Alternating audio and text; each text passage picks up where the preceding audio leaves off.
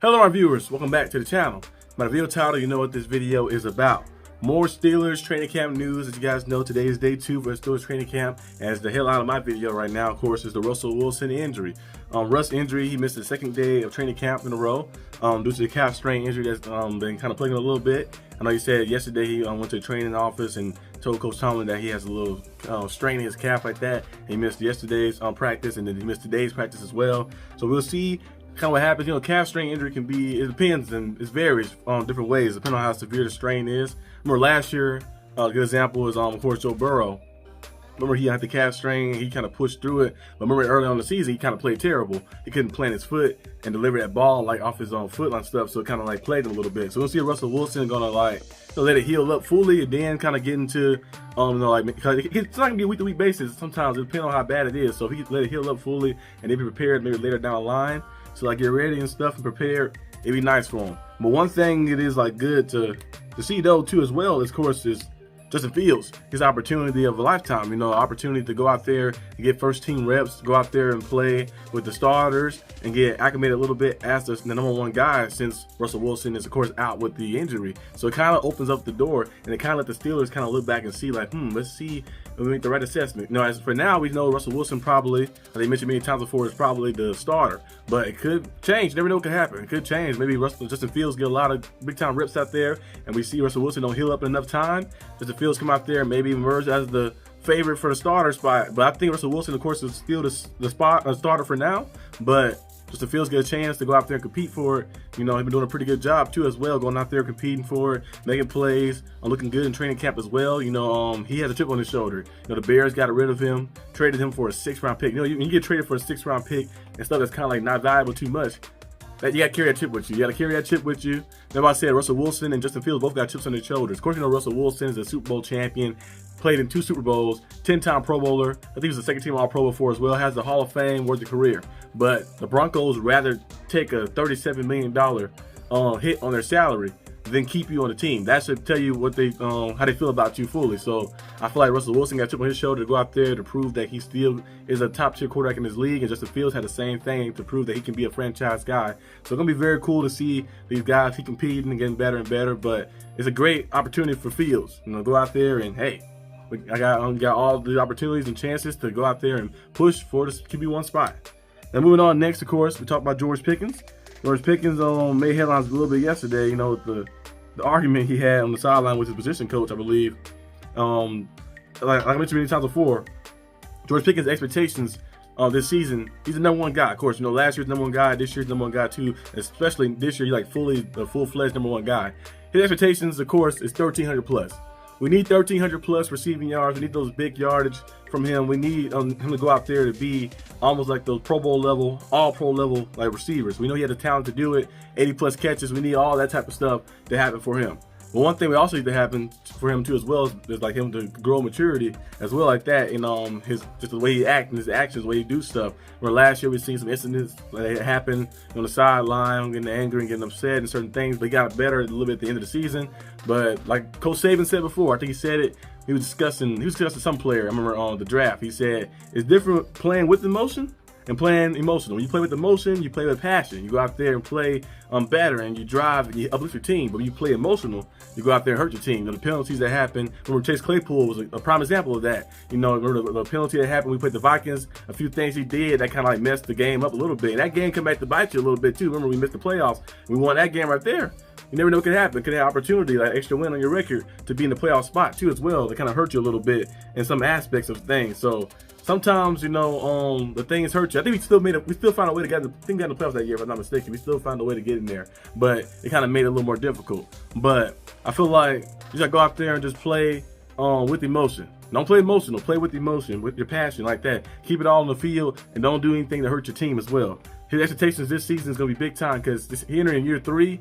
In year 1, he had 800 plus yards. Last year, he had 1,100 plus yards. In year 3, we expect him to be 1,300 plus. You know, like up there in touchdowns as well. And also, he might be looking to kind of get extension too as well because I feel like he could draft in the 2nd round, so he don't have like a 5th year option availability on his contract. So Most likely, the Steelers gonna be assessing this year and looking for things just like Pat Freiermuth. He's on his last year of his deal. Steelers gonna be looking at that and seeing if they bring him in and stuff like that as well, bring him back. So these guys right here are gonna be prime examples of guys who like, hey, you got time to go out there and prove it. But moving on to the next topic today as well, the receiver 2 race. Receiver 2 race is still going on, of course, between a lot of the different guys. We got a lot of people there. We got Marquez Callaway, you got Van Jefferson, you got Roman Wilson, Kevin Austin, you got Quez Watkins, and Corey Patterson technically is, I guess he's like a hybrid. He's gonna be playing everywhere.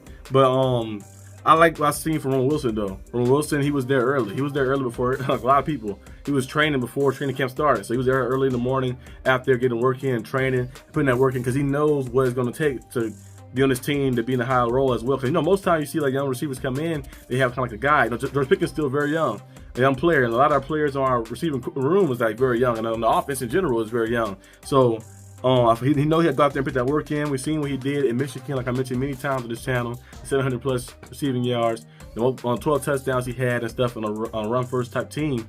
To see him go out there, putting that work in training camp, saying, hey, I'm gonna go out there before everybody, put that work in. Then I'm gonna work extra hard in training camp, working on breaks, working on release and stuff as well. Because most likely they'll probably use him. He can be used on the outside because he's very shifty and has the finesse ability as well, his route running. But he also be using the inside as well, like that, playing the slot. So they're gonna be utilizing him probably around, mixing, matching, and trying to confuse defenses a little bit. We've seen most of his plays when he get the ball in his hand, like he can take a short yardage and make it some crazy numbers. Like he can get like a 5-yard pass and turn it to a 25-yard gain, 30-yard gain like that. So he's one of those type of players, like has that run after catch ability, and that's the players the Steelers love, to get those guys on the move. George Pickens, same thing as well. So I feel like Roman Wilson's gonna buy into his role a lot more. I think he's gonna be the person to emerge. Him or Kevin Austin will emerge as the guy. Then Jefferson gonna be utilized a lot too as well, because he's a deep threat. But I don't see him as a bona fide number 2 type of person. He's more like a deep threat, like a guy you use in different spurts throughout the season and stuff like that. So we're gonna see what happens.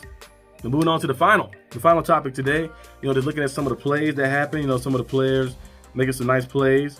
The one that came up to me, that I like a lot too as well, is Dusty Jackson. Dusty Jackson, like I mentioned many times on the channel, he's a solid cornerback. I don't see him as a good cornerback or a bad cornerback. He's solid in the middle. He's a guy who plays man-to-man defense.